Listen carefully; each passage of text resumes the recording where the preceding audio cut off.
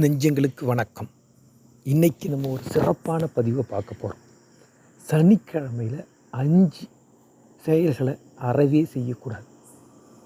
அப்படி நம்ம மீறி செஞ்சோன்னா நம்மளுடைய வாழ்க்கை அது பாதாளத்துக்கு கீழே போயிடும்.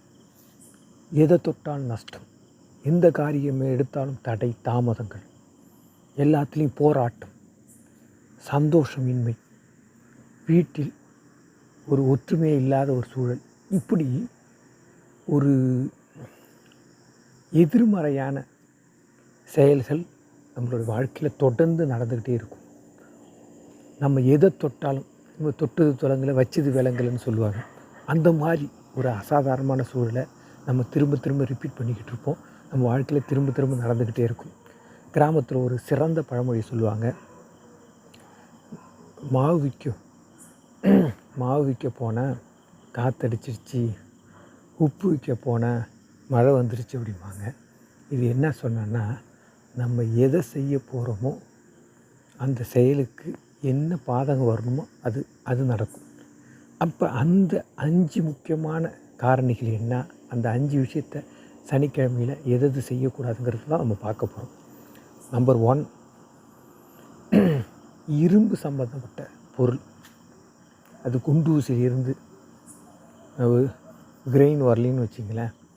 அந்த மாதிரி இரும்பு சம்மந்தப்பட்ட எந்த பொருளையும் சனிக்கிழமையில் வாங்கக்கூடாது. ஏன்னா சனிக்கு ஆதிக்கமானது இரும்பு, அதை அன்னைக்கு செய்யக்கூடாது.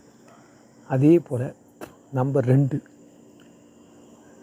எண்ணெய், நல்லெண்ணெய் வாங்கக்கூடாது. பொதுவாக எண்ணெயே வாங்கக்கூடாது. அதில் நல்லெண்ணெய் சனிக்கிழமையில் அறவே வாங்கக்கூடாது. ஆனால் நல்லெண்ணெய் தலைக்கு தேய்ச்சி குளிக்கலாம் ஆண்கள், அது விசேஷம். ஆனால் அன்னைக்கு எண்ணெய் வாங்கக்கூடாது. 3வது, இந்த தொடப்புன்னு எடுத்து வச்சுக்கலாம், மோப்பு கூட வச்சுக்கலாம். அதாவது வீட்டை சுத்தம் பண்ணுற க்ளீனிங் பண்ணுற அந்த பொருள், அது எதுவுமே அன்னைக்கு வாங்கக்கூடாது. 4, அன்னைக்கு எள்ளு வாங்கவே கூடாது.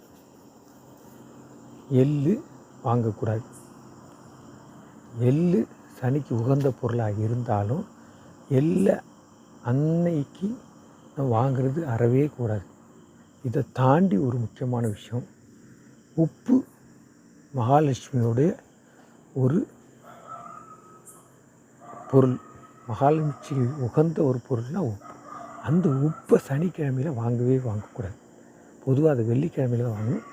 ஆனால் சனிக்கிழமையில் அறவே வாங்கணும். இந்த 5 விஷயத்தையும் நீங்கள் கரெக்டாக ஃபாலோ பண்ணினீங்கன்னா ஒரு முன்னேற்றத்தை உங்கள் கண்ணுக்கு எதிரே, காணல் நீராக இருந்த சந்தோஷம், வாழ்க்கையில் காணல் நீராக இருந்த ஒரு வெற்றி, காணல் நீராக இருந்த உங்கள் பிஸ்னஸோட சக்ஸஸ்ஸு, லாபம், இது எல்லாமே கண்ணுக்கு நேராகவே உங்களுக்கு நிஜமான ஒரு ஆறாவோ நீர் ஓடையாவோ அந்த மாதிரி உடனே உங்களுக்கு இமீடியட் இம்ப்ரூவ்மெண்ட்டும் உடனே கிடைக்கும், இமீடியட் சொல்யூஷன் கிடைக்கும், இமீடியட் சக்ஸஸ் கிடைக்கும். நீங்கள் இதை ஒரு ஃபாலோ பண்ணுங்கள். அடுத்த ஒரு சிறந்த பதிவில் உங்களை சந்திக்கிறேன்.